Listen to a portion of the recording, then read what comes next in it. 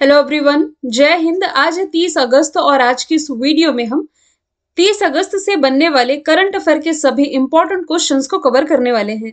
Revision कर लेते हैं फटाफट से। 29 अगस्त को हमने पढ़ा था कि 15वां Asia cup cricket tournament UAE में हुआ है और अभी हाल ही में उत्तर प्रदेश का जो कन्नौज जिला है इसे पर्यटन स्थल के रूप में विकसित किए जाने का फैसला किया गया है। असगर वजाहत इन्हें 2021 का व्यास सम्मान मिला है और जो हरिद्वार है इसे भारत का सर्वश्रेष्ठ आकांक्षी जिला, ये आकांक्षी नहीं होगा, आकांक्षी जिला चुना गया है। Under 17 FIFA women world cup इस साल का भारत होस्ट करेगा अक्टूबर के महीने में। भारत के 49 मुख्य न्यायाधीश बन गए हैं यूयू ललित। आईडीएफसी के जो एमडी सीईओ है अभी हाल ही में महेंद्र शाह बने हैं। National sports day Major Dhyanchand की स्मृति में 29 अगस्त को सेलिब्रेट किया गया और लॉजन डायमंड लीग जीतने वाले पहले भारतीय बने हैं नीरज चोपड़ा और दुनिया भर में सोलो यानी कि अकेले उड़ान भरने वाले सबसे कम उम्र के व्यक्ति मैक रदरफोर्ड बने हैं। 17 वर्ष इनकी आयु है। ये सभी क्वेश्चंस हम लोगों ने पढ़े थे और आप लोगों ने इसका रिवीजन भी किया था क्विज के फॉर्मेट में। क्विज आप लोगों ने कहाँ सॉल्व की थी? टेलीग्राम में। टेलीग्राम में कल्याणी मैम पीडीएफ, ये मेरे चैनल का नाम है जहां आप मुझसे जुड़ सकते हैं डेली की क्विज और पीडीएफ के लिए। तो शुरू कर लेते हैं। आज का जो हमारा इंपॉर्टेंट क्वेश्चन है ये स्कीम से रिलेटेड है और आप कोई सा भी एग्जाम दें योजनाओं से रिलेटेड प्रश्न बनते ही बनते हैं और ग्रुप डी के भी अभी एग्जाम चल रहे थे तो काफी सारे क्वेश्चन है जो कि योजना से बने थे। आज जो योजना चर्चे में है ये है प्रधानमंत्री जन धन योजना। ये इसलिए चर्चे में थी क्योंकि अभी हाल ही में 2 दिन पहले 28 अगस्त को इसने अपने 8 वर्ष पूरे कर लिए हैं। अब 8 साल कंप्लीट हुए हैं तो उस हिसाब से आप अंदाज लगाइए। तो इसकी जो शुरुआत है 28 अगस्त 2014 से की गई थी। यहां मैंने 8 अगस्त बोला है गलती से, यदि तो सुधार करना चाहूंगी, ये 28 अगस्त है। तो 28 अगस्त 2014 से शुरुआत की गई थी, उस हिसाब से अभी इसके 8 साल कंप्लीट हो चुके हैं। मतलब कि वित्तीय समावेशन के लिए ये सबसे बड़ी योजना है जो कि प्रधानमंत्री नरेंद्र मोदी के, मतलब जब ये फर्स्ट टाइम प्राइम मिनिस्टर बने थे 2014 में, तब इस योजना की शुरुआत की गई थी। इस योजना का मेन पर्पस क्या है कि ये जो वंचित लोग हैं, मतलब कि समाज में ऐसे लोग जो कि अभी भी बैंक से नहीं जुड़ पा रहे हैं, कमजोर वर्ग के और ऐसे व्यक्ति जिनकी जो आय है निम्न आय है, इन्हें किफायती कीमत पर वित्तीय सेवाओं तक इनकी पहुंच, मतलब इन्हें प्रदान कराई जा सके, इसके लिए प्रधानमंत्री जनधन योजना की शुरुआत की गई थी। और जब ये शुरुआत की गई थी ना, तब इसका जो पहला अकाउंट है, पहला जो खाता है, ये दिल्ली में ओपन किया गया था। हालांकि इतना बेसिक नहीं पूछा जाता, तब भी मैं आपको बता देती हूँ। और पहला खाता खोला गया था स्टेट बैंक ऑफ इंडिया में। तो ये हो गई प्रधानमंत्री जनधन खाते से रिलेटेड कुछ बातें। कुछ अन्य योजनाओं की यदि मैं बात करूं तो मेक इन इंडिया की शुरुआत की गई थी 25 सितंबर 2014 में। ये मैंने क्यों लिखा है, जैसे कि मैं आप लोगों को बताती हूँ, जो कंटेंट प्रिपेयर किया जाता है ये आपके ऑल एग्जाम पर बेस होता है। कमेंट बॉक्स में आप पूछते हैं क्या मेरे इस एग्जाम के लिए बेनिफिट मिलेगा इससे या इस एग्जाम के लिए मिलेगा, तो हमेशा कहती हूँ कि आप कोई सा भी एग्जाम दे रहे हैं, इन सभी एग्जाम को टारगेट करते हुए कंटेंट प्रिपेयर किया जाता है। आप लोगों के यूपी लेखपाल का भी जब पेपर हुआ था, अब ये यूपी लेखपाल बेस, मतलब कि सिर्फ यूपी लेखपाल पर बेस तो मैंने करंट अफेयर नहीं बनाया था, लेकिन देखिए आपके जो यूपी लेखपाल के पेपर में 20 से 22 प्रश्न योजनाओं से ही संबंधित थे। तो यहाँ कुछ एडिशनल फैक्ट हम योजनाओं से रिलेटेड देख लेते हैं, जैसे कि मेक इन इंडिया की शुरुआत 2014 में, उज्ज्वला योजना की शुरुआत 1 मई 2016 से, मिशन इंद्रधनुष, जैसे कि इंद्रधनुष में 7 कलर होते हैं, वैसे ही 7 बीमारियों को खत्म करने के लिए यानी इसके वैक्सीनेशन प्रोग्राम के लिए इंद्रधनुष योजना की शुरुआत की गई थी 2014 में। आयुष्मान भारत योजना की शुरुआत 2018 में और बेटी बचाओ बेटी पढ़ाओ अभियान की शुरुआत 2015 में की गई थी। अदर ऑप्शन से कुछ हम एडिशनल जानकारी जान सकते हैं, जैसे कि प्रधानमंत्री जनधन योजना के बारे में तो हमने डिस्कस कर लिया। आयुष्मान भारत योजना के बारे में मैंने बताया, ये दुनिया की सबसे बड़ी स्वास्थ्य योजना है। 5 लाख रुपए तक का हेल्थ कवर इसमें दिया जाता है। और आयुष्मान भारत योजना के तहत अभी हाल ही में ट्रांसजेंडरों को शामिल किया गया है। ये मैंने आप लोगों को कल या परसों ही बताया है। और आयुष्मान भारत योजना के क्रियान्वयन में कर्नाटक टॉप पर रहा है। उज्ज्वला योजना, मुफ्त गैस कनेक्शन की सुविधा प्रोवाइड कराने के लिए उज्ज्वला योजना की शुरुआत 2016 में उत्तर प्रदेश के बलिया से की गई और इसी का 2.0 लाया गया 2021 में, यानी कि पिछले साल तो इसकी भी शुरुआत उत्तर प्रदेश से की गई, लेकिन ये की गई महोबा से। फिर प्रधानमंत्री मुद्रा योजना, मतलब कि जो छोटे उद्योग लगाना चाहते हैं इन्हें 10 लाख रुपए तक की वित्तीय सहायता प्रोवाइड करने के पर्पज से मुद्रा योजना लाई गई थी। अब मुद्रा ऑप्शन मैंने इसलिए रखा है क्योंकि अभी इसी साल यानी कि 8 अप्रैल 2022 को इसने अपने 7 साल कंप्लीट कर लिए हैं। उस हिसाब से आप अंदाज लगा सकते हैं कि 2015 में इसकी शुरुआत की गई थी। मुद्रा की फुल फॉर्म भी बनती है micro units development refinance agency, तो ये भी आप याद रख सकते हो। अगला प्रश्न है, पैदल चलने वाले और जो साइकिल से चलने वाले चालक हैं इनके लिए 300 मीटर लंबे अटल ब्रिज का उद्घाटन किस शहर में किया गया है? तो प्राइम मिनिस्टर नरेंद्र मोदी अभी हाल ही में गुजरात के दौरे पर थे, जहां इन्होंने गुजरात के अहमदाबाद में किस नदी के किनारे, तो साबरमती नदी पर, किनारे नहीं इस नदी पर ही पैदल चलने वालों के लिए और जो साइकिल से चलते हैं इनके लिए 300 मीटर लंबा अटल ब्रिज का उद्घाटन किया है। देखिए क्वेश्चन को आप 2 बार पढ़ें, कभी भी अटेम्प्ट करें, क्योंकि एक बार पढ़ के आपको अटल वर्ड देखें तो आप सोचेंगे अटल टनल की बात की जा रही है और आप हिमाचल प्रदेश राइट आंसर कर सकते हैं। अटल ब्रिज लिखा है तो ये याद रखेंगे कि गुजरात में इसका उद्घाटन किया गया है जो कि साबरमती नदी के दोनों किनारों को जोड़ता है। साबरमती नदी मैं आप लोगों को बता दूं, ये गुजरात की सबसे बड़ी नदी है और जिस अहमदाबाद का मैंने डिस्कशन किया है ये इसी साबरमती नदी के किनारे स्थित है। गुजरात की राजधानी गांधीनगर है, जो कि गृह मंत्री अमित शाह जी का निर्वाचन क्षेत्र है। और मुख्यमंत्री यहाँ के कौन है? भूपेंद्र पटेल यहाँ के मुख्यमंत्री हैं और यहाँ के राज्यपाल हो जाएंगे आचार्य देवव्रत। यहाँ की विधानमंडल याद रखेंगे एक सदनी है, मतलब कि सिर्फ विधानसभा है, विधान परिषद यहाँ नहीं है। और यहाँ की राज्य की भाषा तो गुजराती ही है। अच्छा, गुजरात से आप गरबा नहीं भूल सकते, क्योंकि जो गरबा है इसे अभी हाल ही में यूनेस्को के हेरिटेज लिस्ट में शामिल किया गया है। थोड़ा स्पोर्ट्स से यदि रिलेट करोगे तो देखो इस बार आईपीएल में 10 टीमों ने पार्टिसिपेट किया था। एक तो गुजरात टाइटंस थी, दूसरी लखनऊ सुपर जायंट्स। 8 तो पहले भी शामिल थी, इस बार 2 नई टीमें शामिल हुई थी। तो इसमें से जो गुजरात टाइटंस है, हार्दिक पांड्या के नेतृत्व में गुजरात टाइटंस ने इस बार का आईपीएल का खिताब अपने नाम किया था। और गुजरात के ही अहमदाबाद में आप रिलेट कर सकते हो दुनिया का सबसे बड़ा क्रिकेट स्टेडियम, जो कि नरेंद्र मोदी के नाम पर रखा गया स्टेडियम है। ठीक है। और बांध यदि आप रिलेट कर सकें तो बांध है जो सरदार सरोवर बांध, ये नर्मदा नदी पर बनाया गया, गुजरात में स्थित है। अब जिस अटल टनल का मैंने डिस्कशन किया था ये हिमाचल प्रदेश में स्थित है, रोहतांग दर्रे के पास में 9.2 किलोमीटर इसकी लंबाई है और अभी हाल ही में इसे सर्वश्रेष्ठ इंफ्रास्ट्रक्चर का अवार्ड भी मिला है। वैसे आप एक ब्रिज रिलेट कर सकते हैं, जम्मू कश्मीर में बनाया गया है चिनाब नदी पर, दुनिया का सबसे ऊंचा रेलवे ब्रिज है, जो कि पेरिस के आईफिल टावर से भी ऊंचा है। हरियाणा में प्राइम मिनिस्टर नरेंद्र मोदी ने क्या उद्घाटन किया है? तो हरियाणा में इन्होंने एशिया का जो सबसे बड़ा प्राइवेट हॉस्पिटल है, अमृता हॉस्पिटल, एशिया का सबसे बड़ा हॉस्पिटल है जिसमें कि 2600 बेड की सुविधाएं हैं। अगला प्रश्न है, भारत ने नेट जीरो यानी कि शुद्ध शून्य कार्बन उत्सर्जन का टारगेट क्या रखा है?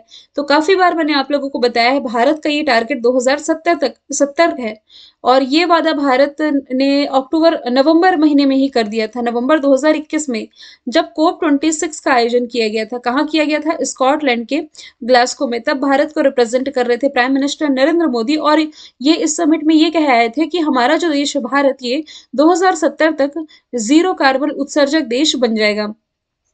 अब जीरो कार्बन उत्सर्जन कहने का मतलब क्या है? कि ऐसा है कि हमारे देश में कार्बन का उत्सर्जन ही नहीं होगा, ऐसा तो पॉसिबल ही नहीं है, क्योंकि जो कारखाने संचालित होते हैं उससे जो धुआं निकलता है तो ऑब्वियस है कि कार्बन का भी उत्सर्जन होता है। जो गाड़ियां चलती हैं उनसे भी कार्बन निकलता है। देखिए, जीरो कार्बन उत्सर्जन बनना, इसका मेन मतलब है कि जितनी मात्रा में कार्बन डाइऑक्साइड का उत्सर्जन हो रहा है वायु में, मान लो 100 टन कार्बन का उत्सर्जन हुआ वायु में, अब इतनी ही कार्बन को दबा दिया जाए। कैसे दबाया जाए? देखिए, जितनी मात्रा में कार्बन डाइऑक्साइड का उत्पादन हो रहा है उतनी ही मात्रा में यदि इसे दबा दिया जाता है तब इसे शून्य शुद्ध कार्बन उत्सर्जन का लक्ष्य आप हासिल करना कह सकते हैं।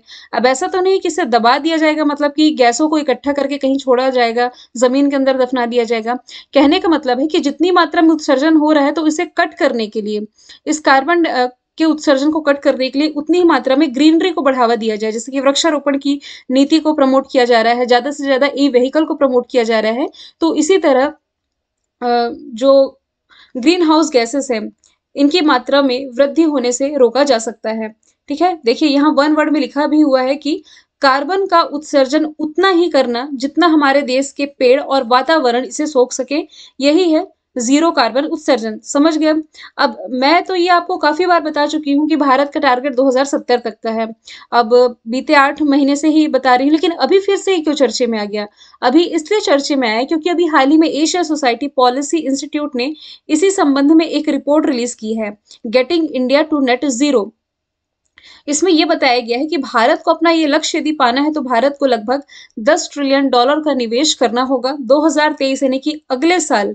नए कोयले के उपयोग को समाप्त करना होगा और भी काफी सारे भारत को पहल करने होंगे ताकि भारत अपने इस टारगेट को कंप्लीट कर सके। ठीक है, और भारत प्रमोट कर भी रहा है। देखिए, दिल्ली भारत का एक तो सबसे प्रदूषित क्षेत्र भी है। यहाँ वृक्षारोपण नीति लागू हो चुकी है। वृक्षारोपण नीति लागू करने वाला पहला राज्य दिल्ली ही है। इसके अलावा भारत में ई व्हीकल को काफी ज्यादा प्रमोट किया जा रहा है। साथ ही ई व्हीकल खरीदने वाले लोगों को सब्सिडी भी प्रोवाइड कराई जा रही है, केंद्र सरकार के भी द्वारा और राज्य सरकार के भी द्वारा। तो ये हो गया 2070 का लक्ष्य। अभी आप लोगों को याद होगा कि 15 अगस्त को जब भारत ने अपनी स्वतंत्रता के 75 वर्ष कंप्लीट किए, तब प्राइम मिनिस्टर नरेंद्र मोदी के द्वारा पंच प्रण का ऐलान किया और क्या कहा गया कि पंच प्रण का ये अचीव करने का टारगेट हम रखते हैं 2047 तक का। अब ये पंच प्रण है कौन कौन से? हालांकि इतना डिटेल में आप लोगों को नहीं लिखना है, लेकिन आप में से काफी सारे स्टूडेंट होंगे जो कि मेंस की तैयारी कर रहे होंगे, तो एक की पॉइंट मैं आप लोगों को बता देती हूँ। जैसे कि विकसित भारत, गुलामी से मुक्ति, विरासत पर गर्व, एकता और एकजुटता और नागरिकों का कर्तव्य, ये 5 प्रण हैं जो कि घोषित किए गए प्राइम मिनिस्टर नरेंद्र मोदी के द्वारा। 2025 का लक्ष्य भारत ने रखा है टीबी मुक्ति का और 2030 का लक्ष्य भारत ने रखा है मलेरिया मुक्ति का। अगला प्रश्न है, हाल ही में ड्रीम सेट गो के पहले ब्रांड एम्बेसडर कौन बनाए गए हैं? तो अभी हाल ही में जो बीसीसीआई के अध्यक्ष हैं सौरभ गांगुली, इन्हें स्पोर्ट्स एक्सपीरियंस और travel platform dream set go इन्होंने अपना ब्रांड एम्बेसडर बना दिया है, तो ये इसे प्रमोट करते नजर आएंगे। यदि मैं बात करूं सौरभ गांगुली की, तो ये बीसीसीआई के 39वें क्रम के अध्यक्ष हो जाएंगे। सौरभ गांगुली की जो बायोग्राफी है, ऑटोबायोग्राफी, ये एग्जाम का पार्ट बन चुकी है और बुक्स एंड ऑथर से प्रश्न तो बनते ही हैं। सेंचुरी इज नॉट इनफ, ये इनकी ऑटोबायोग्राफी है। यदि मैं बात करूं सचिन तेंदुलकर की, तो ये यूनिसेफ के 20 साल तक अम्बेसडर रहने का इन्होंने रिकॉर्ड बना लिया है, सचिन तेंदुलकर ने। महेंद्र सिंह धोनी ये किसके ब्रांड एम्बेसडर हैं? तो देखिए, ये ड्रीम 11 के ब्रांड एम्बेसडर हैं, रेड बस के ब्रांड एम्बेसडर हैं। अभी हाल ही में एक एरोस्पेस कंपनी है भारत में, स्टार्टअप कंपनी गरुण एरोस्पेस, इन्होंने भी अपना ब्रांड एम्बेसडर महेंद्र सिंह धोनी को बनाया है। इंडिगो पेंट, इसके भी ब्रांड एम्बेसडर हैं और इसके अलावा टाइटन के भी ब्रांड एम्बेसडर महेंद्र सिंह धोनी हो जाएंगे। ऋषभ पंत ये अभी हाल ही में उत्तराखंड के ब्रांड एम्बेसडर बनाए गए हैं। अगला प्रश्न है, हाल ही में एशिया कप 2022 के लिए भारतीय टीम का अंतरिम कोच किसे बनाया गया है? देखिए, इस क्वेश्चन को आप चाहे तो स्किप कर सकते हैं, ये मैंने आप लोगों को जानकारी के लिए बताया है कि जब ये टूर्नामेंट शुरू होने वाला था ना, तो देखो पहले तो याद रखना कि भारतीय टीम के मतलब पुरुष टीम के पहले कोच रवि शास्त्री थे, फिर बाद में प्रभार किसे मिला? राहुल द्रविड़ को। लेकिन जो एशिया कप टूर्नामेंट शुरू होने वाला था, इससे पहले राहुल द्रविड़ कोरोना पॉजिटिव पाए गए थे, तो इनके चेकअप के लिए इन्हें रोका गया था, ये नहीं जा पाए थे। इस बीच में अंतरिम मुख्य कोच ये बनाया गया था वीवीएस लक्ष्मण को, सिर्फ जानकारी के लिए बता रही हूँ। फिर ये टूर्नामेंट शुरू होने के पहले ही, जब इंडिया पाकिस्तान मैच होना था ना, उसके पहले ही राहुल द्रविड़ है जो ये ठीक हो गए, तो अब ये इंडिया लौट आए थे वीवीएस लक्ष्मण। एशिया कप के लिए अंतरिम कोच राहुल द्रविड़ के स्थान पर वीवीएस लक्ष्मण को चुना गया था। ठीक है, यहाँ लिखा भी हुआ है कि ये संक्रमित थे, इसलिए इनकी नियुक्ति की गई थी। अब वीवीएस लक्ष्मण का डिस्कशन आया है, तो इनसे रिलेटेड एक किताब आप लोगों को याद रख लेनी है, क्योंकि इनकी जो किताब एग्जाम का पार्ट बन चुकी है, 281 एंड इट्स बियॉन्ड। 281 है क्या? तो ये वीवीएस लक्ष्मण के द्वारा ही बनाए गए रन है, ऐतिहासिक रन। तो इसके पीछे की क्या कहानी है, पूरा इन्होंने इस किताब में बताया है। रवि शास्त्री की पहली किताब लॉन्च हुई थी star gazing players in my life, ये रवि शास्त्री की पहली किताब हो जाएगी। यदि मैं बात करूं सुनील गावस्कर की, तो सुनील गावस्कर के नाम पर ना इंग्लैंड का एक क्रिकेट ग्राउंड है, लिसेस्टर क्रिकेट ग्राउंड, इसका नाम सुनील गावस्कर के नाम पर रखा गया है। फिर मीनू माकंड, ये आईसीसी हॉल ऑफ फेम में शामिल 7वें भारतीय बने हैं। इनसे पहले कौन कौन है, काफी बार मैं आप लोगों को बता चुकी हूँ। कपिल देव, अनिल कुंबले, बिशन सिंह बेदी, सुनील गावस्कर, राहुल द्रविड़, सचिन तेंदुलकर, कितने हो गए, 4 2 6, और मीनू माकंड, ये 7वें भारतीय बने जो कि आईसीसी हॉल ऑफ फेम में शामिल हुए। अगला प्रश्न है, भारत का पहला 3D पोस्ट ऑफिस ये कहाँ बनाया जाएगा। ऐसे स्टूडेंट जो मुझसे 1 साल पुराने हैं या 1 साल पहले से जुड़े हैं, उन्हें मालूम होगा अप्रैल या मई 2021 में ये न्यूज आई थी कि भारत का पहला 3D प्रिंटेड हाउस है जो ये बनाया गया था आईआईटी मद्रास के द्वारा। ये एक घर की बात की गई थी। और अभी हाल ही में भारत का पहला 3D पोस्ट ऑफिस ये बन करके तैयार हुआ है बेंगलोर में, जो कि कर्नाटक की राजधानी है। इसका निर्माण किया गया L&T कंपनी के द्वारा। ये वही L&T यानी कि लॉसन एंड टर्बो कंपनी है जिसने की दुनिया की जो सबसे ऊंची प्रतिमा है स्टेच्यू ऑफ यूनिटी, गुजरात के केवड़िया में, ये भी बनाया गया है लॉसन एंड टर्बो कंपनी के द्वारा। तो ये जो 3D प्रिंटेड पोस्ट ऑफिस है, इसमें 25 लाख रुपए खर्च किए जाएंगे। तो ये 3D प्रिंट से बने डाकघर ये सामान्य डाकघरों की तरह ही कार्य कर सकेंगे।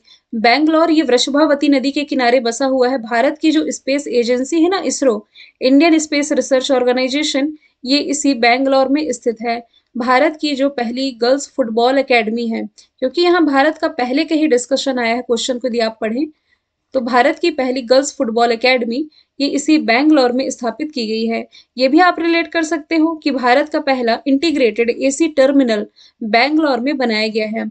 दिल्ली में, यह आपके ग्रुप डी का सवाल था कि वॉर मेमोरियल कहाँ है, तो भारत का पहला वॉर मेमोरियल है जो ये दिल्ली में स्थित है। भारत का पहला रेलवे संग्रहालय यानी कि रेलवे म्यूजियम कहाँ है, तो ये दिल्ली में ही स्थित है। मुंबई जो कि महाराष्ट्र की कैपिटल है, यहाँ अभी हाल ही में डबल डेकर ई व्हीकल ई बस है, स्विच नाम से डबल डेकर जो ई बस है ये लॉन्च की गई थी। किसके द्वारा लॉन्च की गई थी, नितिन जयराम गडकरी जी के द्वारा। और नागपुर महाराष्ट्र में भारत का पहला क्या, तो भारत का पहला डबल डेकर, माफ कीजिएगा, एक तो ये रिलेट कर सकते हो, भारत का पहला LNG terminal, liquefied natural gas, LNG terminal कह दिया, माफ कीजिए, भारत का पहला एलएनजी प्लांट ये इसी नागपुर में ही स्थापित किया गया। और रिसेंटली ना जो national highway authority of India limited है, इसके द्वारा 3.1 किलोमीटर लंबा डबल डेकर फ्लाईओवर बनाया गया है नागपुर में। ये मैं फ्लाईओवर कहना चाह रही थी। अगला प्रश्न है, यूईएफए का सर्वश्रेष्ठ फुटबॉल खिलाड़ी, सर्वश्रेष्ठ प्लेयर ऑफ द ईयर आप कह लें, ये किसे चुना गया है। तो देखिए, मेंस और वुमेन्स दोनों की कैटेगरी मैंने यहाँ लिख दी है। एलेक्सिया पुटेलस जो कि फीमेल कैटेगरी में ये चुनी गई हैं, स्पेन से बिलोंग करती हैं। और मेल कैटेगरी में फ्रांस के जो करीम बेंजेमा हैं, ये चुने गए हैं सर्वश्रेष्ठ खिलाड़ी, पुरुष वर्ग में और महिला वर्ग दोनों में मैंने बता दिया है। यहाँ जो डिस्कशन आया है यूईएफए का, तो यूईएफए इसकी फुल फॉर्म बनती है union of European football association, जिसके द्वारा दोनों कैटेगरी में ये अवार्ड दिए गए हैं। अच्छा, एक ऑप्शन मैंने रखा है जो कि फुटबॉल से ही रिलेटेड है, लियोनल मेसी, ये अर्जेंटीना से बिलोंग करते हैं। ये वही अर्जेंटीना है जिसने अभी हाल ही में कोपा अमेरिका खिताब अपने नाम किया था। तो टाइम मैगजीन के द्वारा सबसे ज्यादा कमाई करने वाले एथलीट की लिस्ट में ना लियोनल मेसी टॉप पर रहे थे। तो इस प्रश्न का राइट आंसर क्या हो जाएगा, बोथ ए एंड बी। अगला प्रश्न है, जूता और चमड़ा उत्पाद नीति 2022 लॉन्च करने वाला जो पहला राज्य बना है, कौन बना है, तो ये बन गया है तमिलनाडु। ऑप्शन नंबर सी इसका राइट आंसर हो जाएगा। देखिए, जब भी मैंने आप लोगों को चमड़ा उद्योग के बारे में बताया, तो चमड़ा उद्योग के लिए हमेशा ही कानपुर जो कि उत्तर प्रदेश का शहर है, कानपुर चमड़ा उद्योग के लिए प्रसिद्ध है, इसलिए तो वहां भारत का पहला लेदर पार्क स्थापित होने जा रहा है। लेकिन अभी हाल ही में तमिलनाडु लेकर के आई है चमड़ा उत्पाद नीति, जूता और चमड़ा उत्पाद नीति। यहाँ चमड़ा क्षेत्र में ये 20,000 करोड़ रुपए खर्च करने जा रही है और इससे लगभग 2 लाख लोगों को रोजगार मिल सकेगा। और यहाँ 400 करोड़ रुपए के विशाल जूता चप्पल विनिर्माण पार्क की आधारशिला रखी गई। कुल मिलाकर के ये जो चमड़ा क्षेत्र है, इसमें लोगों को रोजगार प्रोवाइड कराने के लिए ये पॉलिसी लॉन्च की गई है तमिलनाडु गवर्नमेंट के द्वारा। तमिलनाडु की राजधानी चेन्नई मुख्यमंत्री M.K. स्टालिन हो जाएंगे और R.N. रवि यहाँ के राज्यपाल हैं। सरकारी स्कूलों में ना फ्री में नाश्ता देने वाला जो भारत का पहला राज्य है, ये तमिलनाडु हो जाएगा। आवारा जानवरों को एम्बुलेंस की फैसिलिटी प्रोवाइड कराने वाला भी पहला राज्य ये तमिलनाडु बना है। अच्छा, ये मद्रास आप लोग काफी बार सुनते होंगे कि भारत का पहला नगर निगम यही बना, क्योंकि ये ग्रुप डी का सवाल था आप लोगों का। तो मद्रास का ही नाम बदल करके तमिलनाडु किया गया था। तो मद्रास का नाम तमिलनाडु कब किया गया था? 1969। ये पेन नहीं चल रहा, क्या हो गया? एक सेकंड रुको, कुछ ना कुछ टेक्निकल इशू आते ही रहता है। ये अचानक से पेन चलना क्यों बंद हो गया? चलिए, अब मैं ओरली ही बताना पड़ेगा लगता है आप लोगों को सारी चीजें, क्योंकि पेन अब काम करना बंद कर दिया है। 8 क्वेश्चन हो गए हैं। क्योंकि अब मैं शुरू करूंगी तो फिर से एकदम स्टार्टिंग से शुरू करना होगा। एक बार कनेक्ट करने की कोशिश करती हूँ।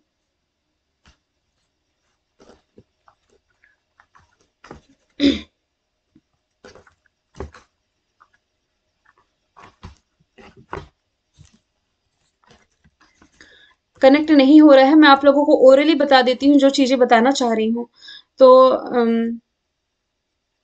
क्या बताया मैंने? चमड़ा उत्पाद नीति के लिए तमिलनाडु। तो तमिलनाडु में ये भी आप याद रखेंगे, सबसे लंबा समय तक का शासन, ये आप हिस्ट्री से रिलेट करें ना, तो जो चोल राजवंश था, चोल राजवंश ने यहाँ सबसे लंबे समय तक शासन किया। और पोंगल और जल्लीकट्टू यहाँ से आप रिलेट कर सकते हो। अब यहाँ देखो, इस प्रश्न में बात की जा रही है पॉलिसी की। क्वेश्चन में लिखा हुआ है ना नीति, नीति यानी कि वही पॉलिसी। तो बाकी के 3 ऑप्शन आप रिलेट कर सकते हो जो कि किसी न किसी पॉलिसी से रिलेटेड है। ऑप्शन नंबर 1 में है मेघालय। मेघालय जो कि वाटर पॉलिसी, जल नीति लागू करने वाला भारत का पहला राज्य है। Option number A, water policy. दूसरे नंबर में है गुजरात। तो गुजरात जो है सेमीकंडक्टर पॉलिसी लागू करने वाला पहला राज्य है। डी नंबर पे है राजस्थान, जो कि बायोफ्यूल पॉलिसी लागू करने वाला पहला राज्य है। देखूंगी यदि पेन चलने लगेगा तो आप लोगों को ये लिखित फॉर्मेट में ही PDF प्रोवाइड करा दूंगी। फिर अगला प्रश्न है कि अबू धाबी मास्टर 28वां अबू धाबी मास्टर्स का खिताब किसने जीता है? तो ये भी हाल ही में जीत लिया है अर्जुन एरिगेसी ने। और अर्जुन एरिगेसी ने डेविड एंटन गुजारो को हरा करके ये खिताब अपने नाम किया। इसका आयोजन UAE के अबू धाबी में किया गया था। ऑप्शन नंबर बी में है राहुल श्रीवास्तव, जो कि हाल ही में भारत के 75वें ग्रैंड मास्टर बने हैं। R प्रज्ञानंद, इन्होंने भी हाल ही में वर्ल्ड चैंपियन मैग्नस कार्लसन को हराया था। मैग्नस कार्लसन का नाम मैंने ऑप्शन नंबर डी में लिखा है। ये वर्ल्ड चैंपियन है जो कि नॉर्वे से बिलोंग करते हैं। अंतिम प्रश्न है, हाल ही में किस राज्य को 119 साल में दूसरा रेलवे स्टेशन मिला है?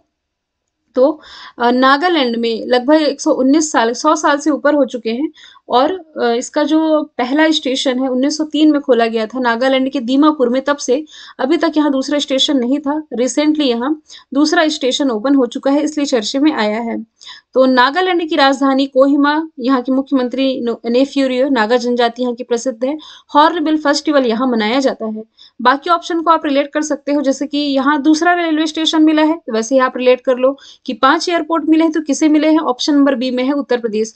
5 एयरपोर्ट वाला भारत का पहला राज्य उत्तर प्रदेश है। फिर असम को 7वां मिला है। क्या मिला है? तो असम का 7वां नेशनल पार्क दिहांग पटकाई बना है।